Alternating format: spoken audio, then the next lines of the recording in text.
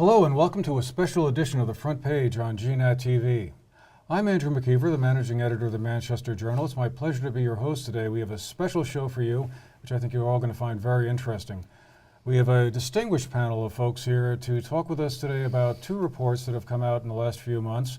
The Northshire Economic Development Strategy and the Southern Vermont Economic Zone were both reports released within the last 3 months, talking about the economic conditions of Bennington County, the Northshire, and indeed Southern Vermont as a whole. With us today to talk about these two reports and kind of where we're going from here are Jim Sullivan, who is the Executive Director of the Bennington County Regional Commission, Wayne Granquist, who is the Chairman of the Southern Vermont Economic Zone Report, former owner of Stratton and Bromley, and most importantly, the moderator of the town of Weston. We also have Dr. Mariko Silver, who is the President of Bennington College, and John O'Keefe, the town manager of Manchester. Welcome all, and thank you very much for making the time available for the conversation. Wayne, just to get us started, let me turn to you here. Give us a little background about the Southern Vermont Economic Zone Report, how it came to be, and what are some of the main findings? It's a couple of years ago when I got involved. Wilbur Rice, who is a Manchester resident and owns the Keep Sports Shops in Stratton and down in Mount Snow, and I are old friends. And we were having a cup of coffee one morning a couple of years ago. And he said, you know, traffic is so far down that I could have lunch in the middle of Route 30 and probably never be disturbed. And I thought to myself, and we talked about the fact that the recession hit in 2007, 2008, and it had a tremendously important impact on our part of the state. We also talked about getting data and trying to understand what was happening and talking to some of the state officials about that and some of our legislators. To make a long story short, we began to look at the contrast between northwestern Vermont and southern Vermont. In northwestern Vermont, particularly Chittenden County, had recovered pretty well. Southern Vermont was lagging dramatically. So we put together a slideshow. We talked to some of the business people. We had a meeting at the Manchester Community Library, which drew about 100 people, about about a year ago. And our legislators, particularly Laura Sibilia and Oliver Olson, picked up the cudgel and they said, okay, let's do something legislatively about this. There was already a model in southeastern Vermont, which is centered basically around Brattleboro and coming up to Londonderry, something called SEVEDS, Southeastern Vermont Economic Development Strategy, which was recognized by the U.S. government, by the Economic Development Administration, as a CEDS, C-E-D-S, a comprehensive, I promise I won't be too bureaucratic about this. When I first heard SEDS, I thought it was some kind of a disease, but it is Comprehensive Economic Development Strategy, and it's a governmental tool. It gets you access to federal money, which is important in Vermont, where we have limited resources, and it's been very useful in developing some of the area around Brattleboro and around that part of Vermont. They've got a pretty good set of success stories moving forward. So what the idea of the zone is to expand that notion to comprehend Bennington County as well as Windham County. So the zone was authorized by legislation, and the legislation said, okay, starting in August of last year and finishing in around the end of the year, a zone committee should be constructed and put together of 9 people, and they should develop recommendations about what might happen in the zone to create better economic growth. So that's what we did. Mariko and I were on that along with 7 other folks, and we worked pretty hard, got it done by the deadline, which was in December, and we submitted that report to the legislature and to the governor and to the Secretary of Agency of Commerce. And since that time, there's been work moving forward in the legislature to create a modest appropriation that would help organize the Bennington County piece of that zone recommendation. We can go into the recommendations later, but that's the background. So we had a report. It's got a bunch of recommendations. We're pretty proud of the work we did, and it seems to be well received. Good, good. If I could add Yes. something, I think we've been getting, a lot of questions about why bring Bennington and Windham together in this context. What's the point of a zone that covers all of southern Vermont rather than looking at, if Windham's been somewhat successful already, what's the role of Bennington in this, and then also why should they be together? And one of the things that we found in our examination of the economic situation in southern Vermont is that there are a number of efforts that we would like to undertake that I think everybody agrees they want to undertake, but we are limited by population numbers. We are limited, for example, in our ability to have the kind of workforce that's going to fill the kinds of jobs that we want to uplift southern Vermont economically, and that there is everything from federal money to other kinds of vehicles that we can access as a group, as southern Vermont, because our population size then collectively hits a certain number of benchmarks, and because we really want people to be thinking about not just being in Brattleboro, not just being in Bennington, not just being in Manchester, but whether as employees or as visitors moving around, or as employers moving around and thinking about the whole zone. Because one of the things we hear from potential employers too is, we'd love to come there, it's a beautiful place, it's a wonderful place to live and work, but we don't think we're going to have access to the range of workforce we need. And so we need those population numbers to do what we hope to do in southern Vermont. Let me turn to you, John and Jim, and give us a little update on that NEDS study that I referred to at the start. It sounded to me, as I was reading through it, that a lot of the findings in the NEDS study were kind of similar in a lot of ways. It pointed out demographic issues, housing affordability issues, workforce development. Those were themes that seemed to be in common with both. But maybe, John, perhaps you could tell us, how did the NEDS study originate? We've been marching forward in economic development. A couple of years ago, we actually created an economic development office and have an officer as part-time. We started appropriating money towards that, but we recognized that some of the challenges had to be looked at in more detail. So the NED study was a smaller subset of the larger regional piece. In looking at it, though, it's clear that the economy is much larger than Manchester. So we spread it to the known universe, including Dorset, in Manchester Village. Obviously that's a very, very small, between there we have 7,000 residents, so that's in most states that would be a very small municipality even collectively, but we thought that was a good start. So we talked to Jim Sullivan and Bill Colvin at BCRC, and then the town of Dorset and the village, and everyone seemed to think that it made sense to do a regional strategy, locally at least. So it was the first time that we had actually done, I think even statewide it's unusual to do regional, it's called a municipal planning grant. Yeah, there have not been a lot of intermunicipal planning grants, and certainly has always been encouraged, and so it was viewed very favorably and received favorably by the state. You get additional points if you actually have more towns involved in the process. Why is that, though, that it's so rare for regions to work together? I mean, because one of the things that struck me as interesting was the emphasis on a regional approach rather than the town-by-town approach, which I think is more typical for Vermont. Yeah, well, historically, the planning and community development functions are in Vermont are town by town. I mean, there's no county government, and so that's happened. Now there's these regional development corporations in our region, the Bennington County Industrial Corporation, but they have not typically been involved in those types of economic development planning activities, at least in our region. So I think that you're right. This was a good opportunity to break some new ground, and just a little further background. Before the Northshire Economic Development Strategy, a couple of years before that, there was a Bennington Economic Development Strategy that was developed, and different issues, but some similar issues, and definitely similar challenges with the workforce issues and the population of the area and the inability to bring sufficient resources to bear. And it occurred to us that the South Shire and the North Shire really need to start cooperating within Bennington County. and then, Bennington County, our planning region itself is only about 36,000 people. So we're still talking about, a small town, but most of it. And the U.S. Economic Development Administration really encouraged us to look at a broader area, a Southern Vermont area, to make a real viable economic development area. And so we said, well, I guess we're going to take this incrementally, right? We've got Bennington, we've got Northshire, let's knit those together. Then let's look at the broader region across Bennington and Windham County. And then we can really, bring something to bear on this economic development challenge that we're having.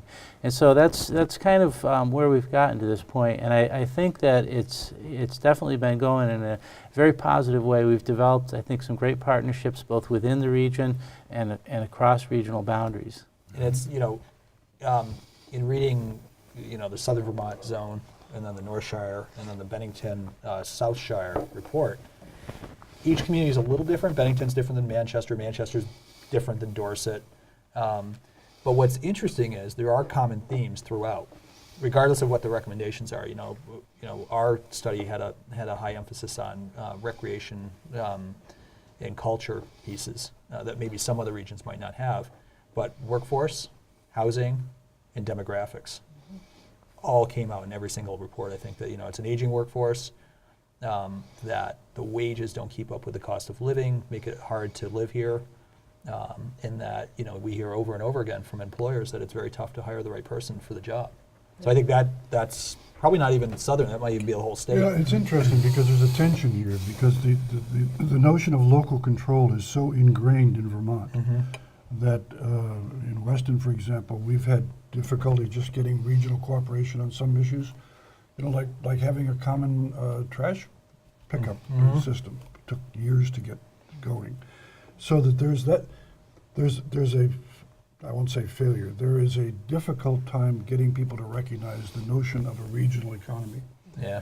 I mean, Manchester stands as a very serious central hub, but Manchester without skiing is a different kind of a place, and Manchester without the Weston Dorset theaters is a different place. I mean, it's just, so you have to begin to look at things in a broader context. And I would say, just because we think regionally, right, we can have a shared vision, doesn't mean everybody has to do the same thing. Right. Or everybody has to do it in the same way, but it's a kind of awareness of one another and a coordination where it makes sense and a shared projection outward. Right? There's what we do internally and then there's what we say about who we are. Obviously we want those things to line up, but if people feel like if they're going to bring a business here or they're going to start a business here, they're going to have to negotiate separately with every single entity within the region, or they're going to have to, come up with a deal over here and a deal over there and a deal over there in order to get the workforce they need. Then you think about the amount of work and human capital that's expended on the part of the business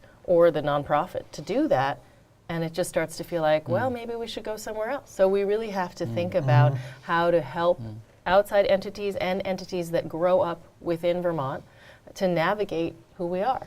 A lot of the challenges I see are actually rooted in, it's rooted in this, when someone talks about regionalization, we did a study with Dorset about having a common police department. There are a lot of challenges. Well, Manchester should have its own police department and we shouldn't share with Dorset. And I would say, why do you let the King of England run your town? And they would always look kind of puzzled at me, and I'd say, well, he drew the lines. He wasn't I'm going to use that. 17. He drew Dorset that has, a mountain range in between the town. It wasn't like they were scientifically drawn. They were just sketching out things and fighting over land. That's a great line. It appeals to people's patriotism. But, part of it is, each of these towns is so small. And so, rooted in that is the inefficiency. We don't have really county government like you do across the border in New York. And some of it is, I think maybe over time, local officials, including myself, select board members, planning commission members, maybe letting up on the reins a little bit and having a little bit more of a global approach to things and thinking, well, I can give up some power. In the police study, one of the things that came up is how are you going to appoint police officers to a new department? And that right now it's done by the town manager, me. But going into that study, I said, I'm going to have to share that power because if Dorset is going to have our police department there, they're going to want to have some say in who the officers are because that's really what makes up the police department is the personnel. One of the points that struck me the most, I think, about in both reports was the whole demographic question, the aging of the state. It's a well-known kind of accepted fact by now. So there's several questions that come to mind. Is like, how did that happen? Number one, is it any real different from, let's say, 10, 20, 30 years ago? I think back to 40 some odd years ago when I graduated from UVM. The thought of staying around in Vermont that didn't even occur to me. I was down the road, degree in hand. So I often find myself wondering, well, okay, we're getting all worried about the fact that Vermont is becoming an older state, but really, how different is that from any point in the past? But that's one. But number two would be, if we've now reached a kind of a tipping point or a crisis point where we have such an out-migration of young folks that the quality of the workforce is in jeopardy. I mean, how do we turn that around? I mean, right here in your report here, you say we need to repopulate Southern Vermont. Yeah, well, How do we do that? Just a little bit of historical perspective, as you ask, because it's different than it's been in the past. It is, but things are a bit cyclical in Vermont. If you go back far enough, you find a period of population growth that was followed by a period of rapid population, sustained population decline after the Civil War, when a lot of people moved out to the Midwest. That's going way back. Well, things change, conditions change, and then there was a steady increase of population. Up until the 1970s, 1980s, and the curve started to bend down. It plateaued around 2000 and has been flat, and in some of our towns has been negative since 2000. And that is a significant change over over 100 years. Something has happened in the last 15 years or so, and the question is that. What does that mean to us? Well, that's really significant for a lot of reasons. One is because just what the nature of that population change looks like. There's not a lot of new young people moving in. There's not that kind of new energy that's coming in.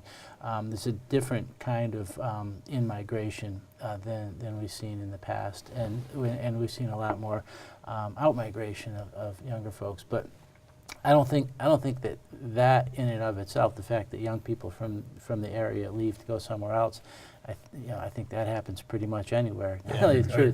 I think that's something that young people do. they do. They, no matter where you live and no matter what a great place it is, they want to get out and go somewhere else. The issue is getting them back. Issue is getting them right. back, and we certainly see a lot of people when they get to be 30 years old and they start to think about having a family, say this is a great place to be. And so whether it's people that grew up here or people in a similar age cohort who are young, entrepreneurial. How do we get them back, and how do we create the conditions that make it really attractive and viable and make it possible for them to come here and work and participate in the workforce and start new businesses? Yeah, I think that's exactly right. It's the attracting back. I mean, someone who spends my days with young people, the very young people whom we hope to retain and re-attract. I think it's quite fine for them to leave. We'd love for them to come back. I think that means when they're here, they need to get a better sense of what's possible. So that they want to come back. I mean, the collectively higher ed in Vermont attracts enormous numbers relative to our population, enormous numbers of young people, and we don't have a kind of concerted effort in place to show them what's possible in Vermont, so that even if they go to New York City or wherever, LA, whatever, Paris, who knows, right? Then they come back, they already have an idea in mind that this is a place where we've planted a seed, that this is a place they want to come back to. So I think there's some real opportunity there. At the same time, I think we can't just focus on the people who've been here, right? We have to think about how we project the possibilities of living in Vermont in general and Southern Vermont in particular out to all kinds of people who might be thinking about a change in their lifestyle. They don't want to live, 7 people in an apartment in Queens anymore. They want to live a slightly different life, and we need to make that more possible for them. And so housing is a big issue, even among the students, for example, who graduate from Bennington College and want to stay. I hear often, now this is specific to Bennington perhaps, but I think it probably would be true in Manchester as well. Yep. Quality housing that is affordable now, which is different from the definition of affordable housing, though we may also need more of that. I'll leave that to the side. When I'm thinking about these students, they want to get a job. They want to work. They're very qualified. They cannot find, even when they can find jobs, they're well paid. They have money, but they don't have enough money to buy a house, right? And we've been so purchase oriented in the country in general, but particularly in rural areas, housing purchase oriented. If you don't have good rental stock that's well kept and available, then you're not going to be able to bring people in at the age when you want them so that they will put down roots here and want to stay and then graduate into purchase housing. Yeah, and So we don't have a pipeline. There's also the notion, which is more current today than it was years ago, of the need to be someplace that's walkable. Yes, Yeah. You absolutely. can get to your coffee shop without getting in your car. Yeah. The downtowns are essential. It's a similar challenge with housing for different reasons in different parts of our region. You know, Bennington, absolutely, there's a lot of rental housing. 40% of the housing in Bennington is rental housing. There is a real serious problem with finding adequate amount of quality, affordable housing, the kind of stuff that people really want, would be willing to live in. You know, Manchester, a little different dynamic. It's a housing cost. You know, it's extremely expensive in the entire North Shire area. It's extremely expensive. And to your point about walkable communities, you know, Manchester does not have a lot of housing stock in the center of the community. And I know that that's a big issue that the Planning Commission in Manchester is starting to look at right now with some of the proposed revisions to the land use regulations, how to encourage that, to make that possible, to make the kind of housing available that, you know, those folks that are coming up from the city would want to live in, and provide a diversity, a range of housing types for people who, whether they're starting or owning a business or, you know, working in a lot of the service industries, can live in Manchester. Because right now, you know, the number of jobs in Manchester almost exceeds the population of Manchester. Yeah. You know, so there's a tremendous pent-up demand for housing in Manchester.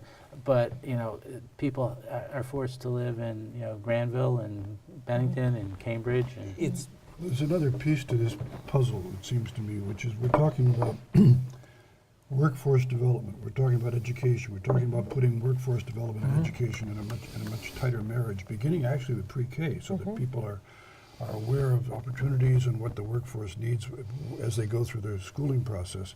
We're talking about land use. We're talking about housing. We're talking about job searches, et cetera, which leads you to say it's really the need for an integrated strategy. Yeah. It can't, and it's always struck me kind of funny that we have an agency of commerce and community development, which is one of the more modestly sized agencies in the state government. And we expect that small group of people to be leading the charge for economic development, when really economic development is going to come from a combination of all kinds of factors: the Agency of Transportation, the Department of Education, et cetera, et cetera, et cetera.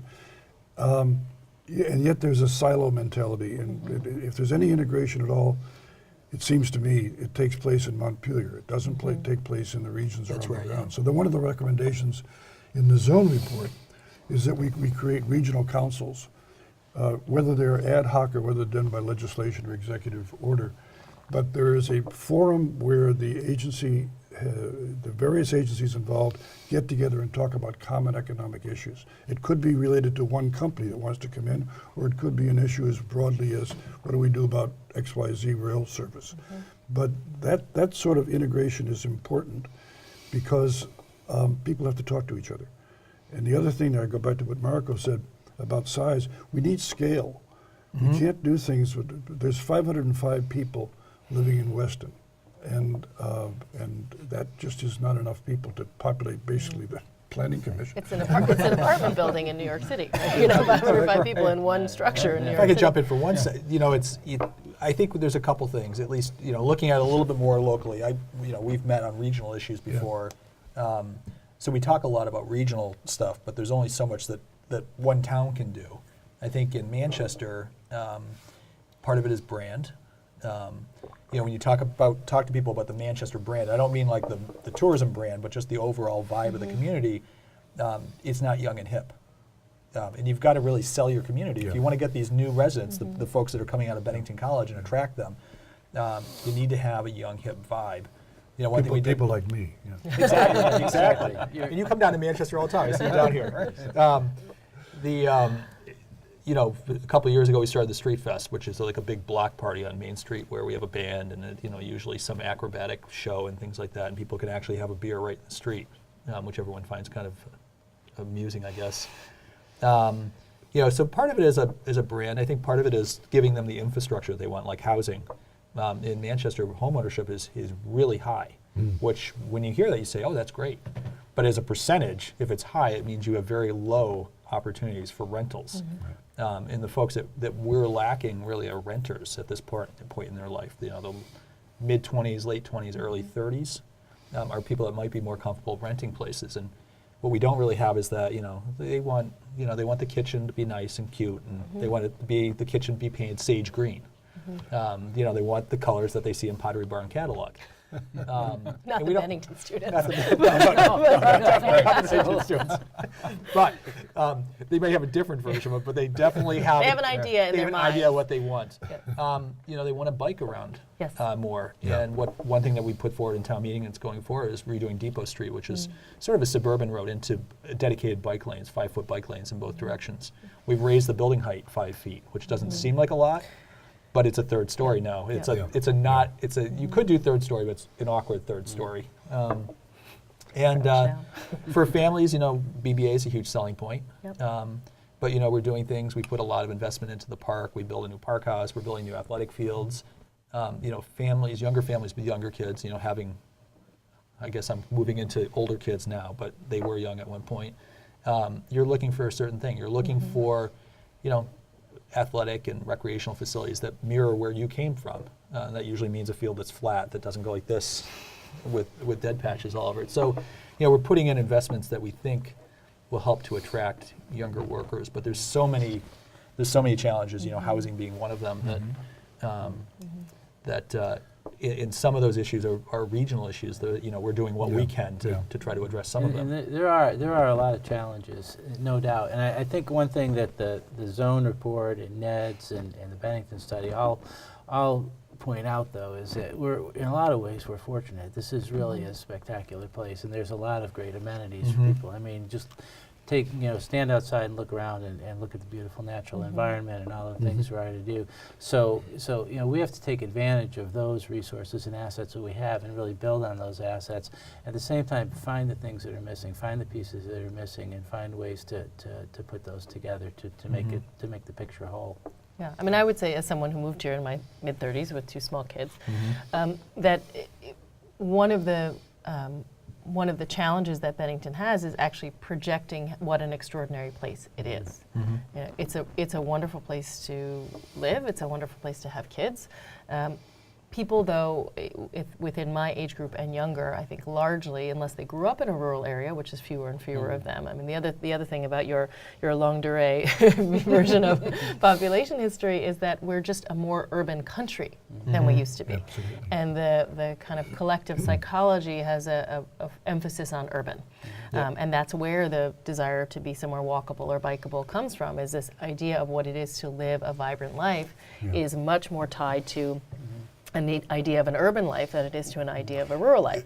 But we have great benefits, and we have a lot of intersection between the two, right? You can live somewhere walkable and somewhere beautiful, and we just haven't maximized that, I think, to an external audience. It was very hard, for example, for me, someone moving here, to figure out, what was actually available to me, not in terms of the basics like schools and so forth, but what would it be like to live here? Now that I'm here, I know that it's wonderful to live here. It's extraordinary to live here, but I had to live here to know it. So we can't have that, right? We have to be able to project out. As a person who moved at about the same time, I was 34. I didn't even have any gray hair when I moved here. You look all right. Yeah, it's going fine. The coloring still works. Yeah, it does. I know. The first thing that we had one kid that was a year and a half old, and we used to buy our diapers at Costco. We buy them by the pallets. And the first thing my wife said when we thought about moving here is, where are we going to buy diapers? I was like, they sell them at Shaw's. It's okay. We had to go in there and see them and see that the diapers were on the shelf. But even things like that, there's a lot of adjustment, and you buy, you buy your food, I buy cheese from this guy and meat from this guy and bread from that guy. It's a different. But that's part of the appeal. It is, yeah. But it's also harder to get your get head around. online and Google, like, where am I going to buy my diapers? Yes. And it doesn't sort of pop up in the Yeah. same way. It's nice. But it is part of the appeal. Yeah, it is. It is, absolutely. It's nice that, for long before we've started having this discussion in recent years about this urban chic, the Vermont planning goals that we work with all the time in our organization have encouraged exactly that type of a land use pattern. Compact centers where there's a lot of mixed uses and activity and development surrounded by rural open space where we can have opportunities for local agriculture and recreation and forest industries. And so it's actually kind of nice to see a lot of these pieces coming together now, and everybody saying, yeah, let's figure out a way to actually make that do. And in some places, Manchester and Bennington at least has, good urban-ish, right, Vermont-scale urban infrastructure to support that type of thing. A lot of our villages, it's a lot more difficult without water and sewer. But we're still, trying sometimes to sidewalks. The most basic Sidewalks, infrastructure bike is lanes, missing in a lot of those village centers. But you do, Manchester has a lot to work with, and really, I think now is really taking some really proactive steps with some of the recommendations. Actually, sorry, I love that phrase, Vermont scale urban. Yeah.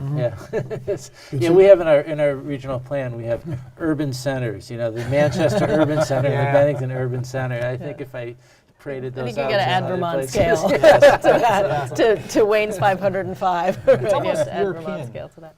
Yeah, it's like Swiss or, Well, if you go to or Sweden, Irish. if you go to Sweden, you're in the boondocks, and then suddenly you're in the village. Yeah, boom, and there's almost no transition, right? It's like there's the first house, and then every house from there Maybe is. an industrial zone right outside. Well, and maybe Yes, we need yep. to talk more about the value of that, right? And maybe we need to think about other rural communities around the U.S. that also have those values and band together a little bit, not obviously in our exact planning, but in our projection of self. It's interesting There are if real you think about opportunities. what Jim was saying earlier about the trend lines in population growth and decline, et cetera, et cetera. After the Civil War, what I've always heard is that the guys from Vermont that went to the Civil War discovered that they could plow without stones. Yeah, Yeah, exactly. Yeah. Yeah, and they all left. And they all left, and that was the Well- case. Then there was industrialization that came, of course, in later years.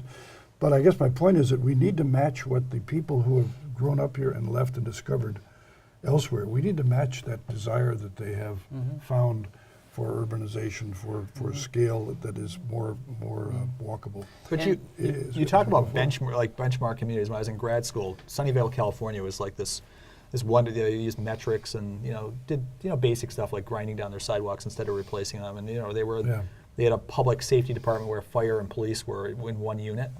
So they did a lot of interesting things. But so what we're looking at is, can we find a community somewhere in America that has pulled off this urban chic, small, selling it to young kids, and all of a sudden, just kind of turning things around. And there's a lot of thinking that has to happen on this, not just locally, but nationally, because we couldn't find. If anyone has an example, I'd love to see it, but there's no white paper on it. There's no. I mean, there are some interesting examples, I think, emerging in upstate New York. Obviously, they're on the train line down to New York City, so it's a kind of extended suburb with a more rural feel. That wouldn't necessarily be us. And then I think there are clusters of exactly the kinds of people we might want to attract, like Asheville. Obviously, that's a bigger place. But Hudson, thinking New about York is thinking about Yeah, what we yeah. would want to draw from those places, and obviously, of course, we don't want to look exactly like that, and we want the Vermont piece of Vermont scale urban to be. And we want the volume turned up on that because there is something really special about Vermont, and the Vermont brand is really strong. And regardless of your politics, frankly, Bernie's making the Vermont brand stronger, whether you think he's your man or not.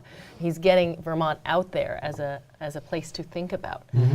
And we have an opportunity, we have a window to maximize that, because obviously the people he's largely attracting are young people. They're exactly the kind of people we want to move here, right? Politics aside. So I think that there is a moment for Vermont, that we'll have a window over the next few years, and we have to get ourselves together to make the most of it. There's some talking about, going back to what John said about other models.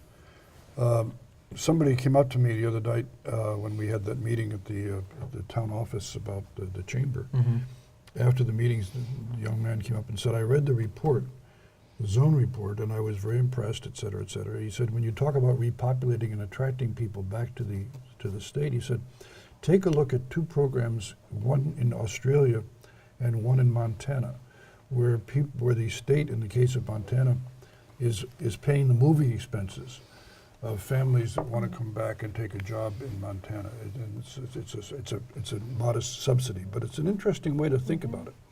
So I mean, those are some ideas that can go into the mix as we're going forward. Which is a perfect segue to one question I wanted to throw out there. What happens next? Next steps, in particular with the NEDS study. As we all know, the Chamber's new entity to be known as the partnership failed during town meeting voting. Since then, the Chamber has been going through some difficulties, and the partnership was seen as the sort of the spearhead to execute the NEDS recommendations. And I'm sure also be an important player as well as in the whole broader economic zone report. Where do you see things going now in the wake of that? I mean, it may well be the dust is not yet settled and we still don't know, but without a partnership entity to kind of drive that, how are some of these recommendations going to get? Let me maybe say a little bit of groundwork for that discussion, because you folks are probably a lot better positioned to talk about the situation with the Manchester Chamber than I am. But I think that some of the concerns with the Chamber or what happened financially are well documented. But I think that the interest in creating a partnership, which I think was a great idea, really happened because there was something missing in the economic development picture. The Chamber was doing one thing for in one way, but the broader focus on economic development wasn't there. And I think partly responsible for that is our failure in the region to effectively use our regional development services. I mean, I can't really blame anybody, but the Bennington County Industrial Corporation, I think for lack of resources over time, just never really had the reach or the focus in the Manchester area that it could have had or should have had. And that's an organization that's supposed to be delivering and coordinating economic development services. So I think in the lack of a strong presence from a regional development corporation, I think there was looking for something, and the partnership made a certain amount of sense. Now I think that the Bennington County Industrial Corporation is now partnering with the Bennington County Regional Commission, and I think that we've able to bring some additional resources and synergies, and I think that there's a potential there. And we're absolutely committed to it, to bringing more robust economic development services and planning services to the North Shire. So that may be a piece of the puzzle. It's a piece, Jim, but what we need to recognize that the partnership recognized and the Chamber's title recognized, Manchester in the Mountains. I'm in Weston. I'm in Windsor County, actually, although I'm in Windham County's regional planning area. So the Bennington County operation doesn't reach over to that part of the world. Right. It's almost like, I'm not sure if it's a Venn diagram or whether it's a set of Russian dolls, but you need to have these building blocks. And the partnership was a great building block because it came over across Route 11 and came into Weston and Londonderry, et cetera, et cetera. Similarly, you really have 3.5 hubs, it seems to me. You've got Bennington, you got Brattleboro, you got Manchester, and you got a half a hub in Wilmington. And those organizations need to be embracing the regional concept in order to accomplish the mission and the goals that we're talking about. I guess I welcome the notion that the Bennington Regional Commission and BCIC are now integrating more resources. I just hope that you don't lose sight of the fact that the Manchester partnership included more than Manchester and the North Shore. Oh goodness, I mean, Bill Colvin would be most upset with me if I didn't clarify that point, because that's certainly been his mission. He's worked very closely from day one at the commission with the folks in Windham County, as he recognizes that relationship is vitally important. And I think that the partnership notion is absolutely critical. You're right. I mean, at one point when I was working in Manchester many years ago, actually those those towns that are kind of intermediate between northern Bennington County and northern Windham County and into Windsor County. We're actually like thinking of like, should we form our own regional planning commission, like the Southern Mountain Regional Planning Commission? And I think fortunately they didn't do that, but it definitely points very clearly to the fact that there is a close relationship. And I just think that having a stronger regional economic development entity on this side, working with the folks on the other side and collaborating closely, brings us together and pulls those pieces together. So yeah, but by no means do I want to suggest that creating a strong Bennington County economic development infrastructure is suddenly making us insular. But if you're talking scale, I mean, we've got to think bigger, not smaller. I Oh, think yeah. that's what we're all saying at the table. We've got to drop these silos that we all exist in. Part of the NEDS study and part of the Southern Zone study is, we've got these studies out there. I've been in government not as long as Jim has, so Jim probably even has a bookshelf even full of more studies than I do. But studies are only useful if you actually do something with them. So now we're into implementation, and I think the communities have to change their mindset. And talk is cheap. It actually costs a lot of money to implement things. And I was happy with our town meeting this year. We put in money for Depot Street, and we put in money for improvements to the park. And those were two things that came out of the NED study. But I think part of it is self-inflicted too, that our zoning rules on housing and industrial, those are the two pieces that came out of the NED study, is that we need more industrial space and more housing.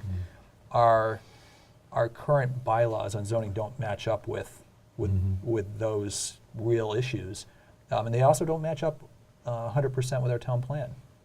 So I think that Janet Hurley, who's our zoning person, and the planning commission are really going at our bylaws in a year-long exercise to try to figure that out. But I think some of it is, every time we look at housing opportunities, we're at for a pretty modest, 3-bedroom, 2-bathroom, unfinished basement that you could finish if you wanted to, if you had the time. In Sage Green, even if you In want. Sage Green living room, yes, exactly. Nice little door in the front, something like that. We're at $450,000, and what we're looking at is, we don't have one police officer in the town of Manchester who's full-time who lives in Manchester.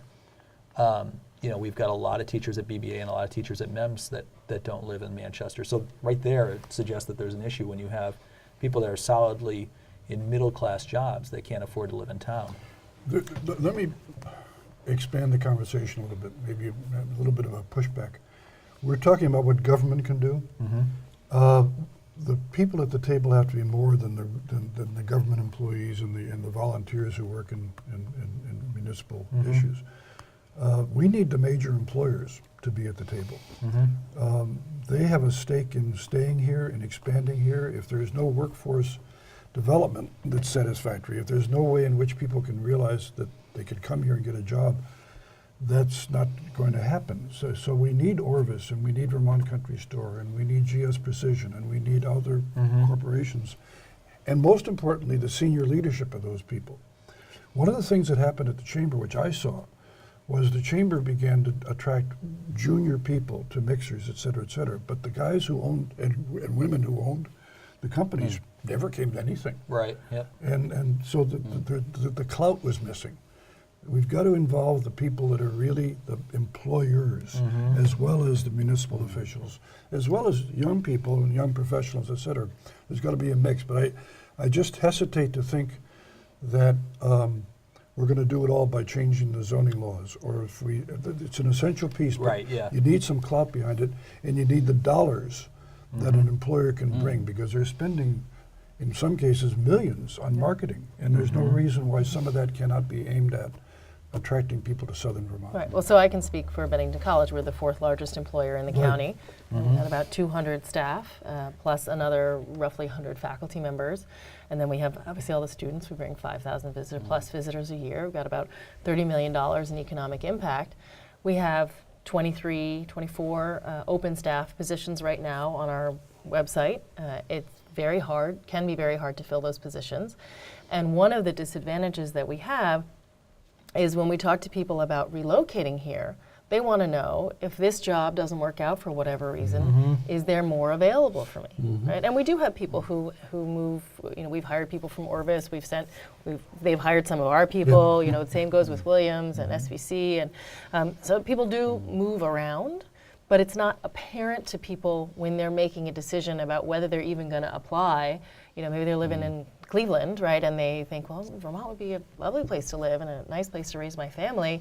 If I apply for this job and for whatever reason I don't get along with my boss, whatever it is, they don't know that there's another place for them to go. So there's also a way for us to project a more comprehensive sense of what the employment landscape looks like in order to attract more people, because we do have a real employer-employee jobs mismatch, I think, also in terms of training and capabilities, in terms of what's here right now. And so we need to think about a much larger catchment area, not just for employers, but also for employees, and what we need to project out to make that happen. Well, on training, I think there's there's one challenge that's specific to Manchester, and then one that maybe on the county-wide level. But in Manchester, if you want to become retrained, it really involves going to Bennington. That's right. That's right. In that, if you're a single mom with 2 kids, it just isn't going to happen. 30 miles in each direction, twice a week, and finding somebody to watch the kids. So I think there is a challenge there. I'm also not sure. I've heard a lot of employers that have openings in specific skills, and I'm not sure yet if regionally, and you probably have a better answer to this, if we're matching up employers' needs with the workforce training. I know the old criticism of workforce training was that somebody would step forward and say, "Oh, I'm happy to teach a course in pastry." But do people want that? But is that what we need? Right. I like pastry. My father ran a prison, and they had this huge investment in this. I forget what the equipment was, but and they had this whole training program in the prison to train people. Well, the inmates that were getting out were very angry because it turns out that during their time behind bars, the technology doesn't exist anymore in the private sector. So they were training them, promising that they'd have jobs, and when they left, the technology, I think it might have been some sort of like recording equipment or something like that. There are some successful experiments. I won't even call them experiments, but there are some programs that are happening now in the southeastern Brattleboro area particularly.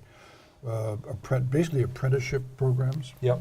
With major where the employer actually starts to participate in the training for a specific position or a specific job, so that there is not this gap between what I trained for and where am I going to get a job. That's where the Europeans are killing America. Exactly. Is in the apprentice program where they're putting people in these training programs early on.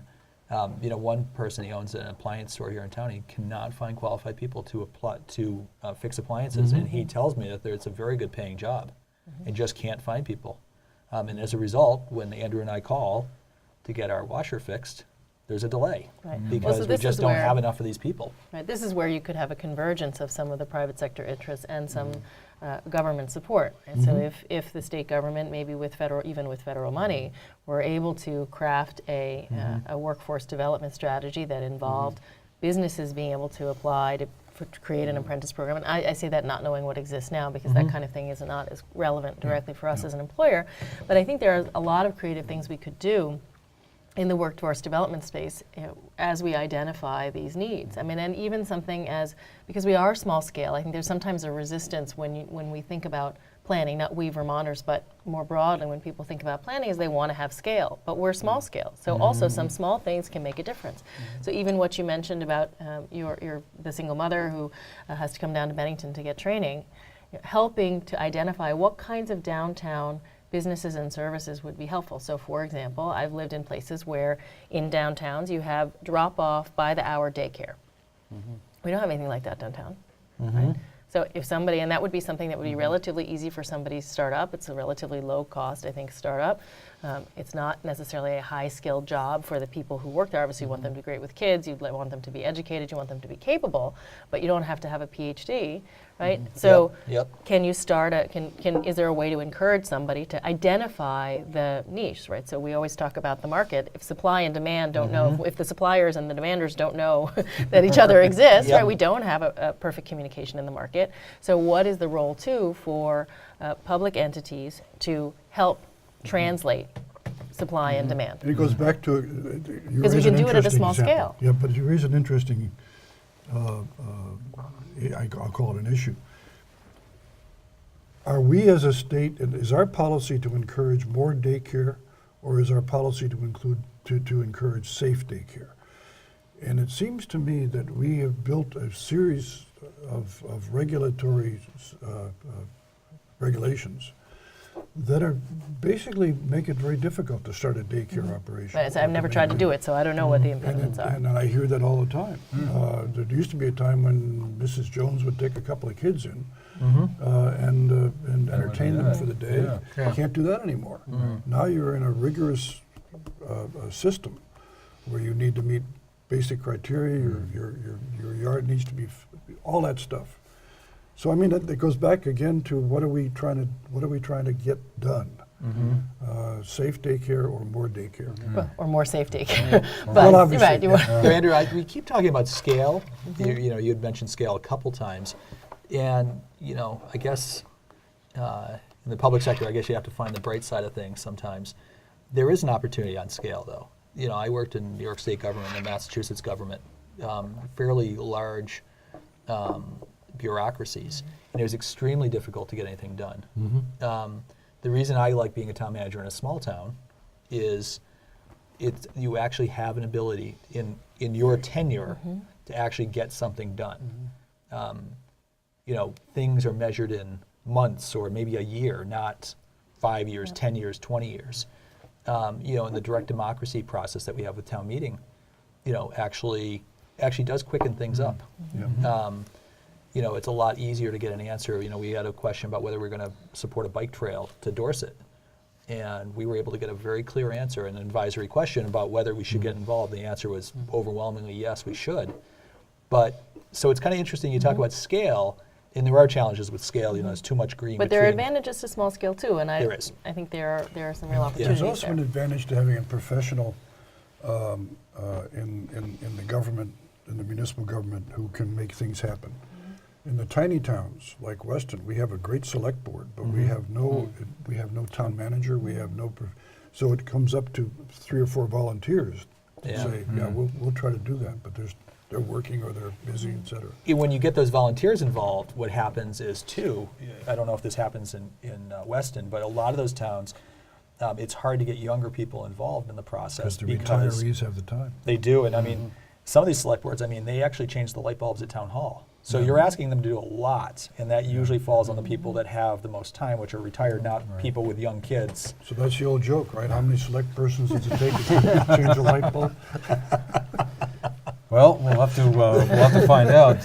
But and on that humorous note, I think we've just about run our course here for today. But I wanted to thank you all for taking the time to be with us today and share these thoughts and ideas. And thank all of you for watching as well. We've been talking with Jim Sullivan, the Executive Director of the Bennington County Regional Commission, Wayne Granquist, the Chairman of the Southern Vermont Economic Zone Report, Dr. Mariko Silver, the President of Bennington College, and John O'Keefe, the Town Manager of Manchester.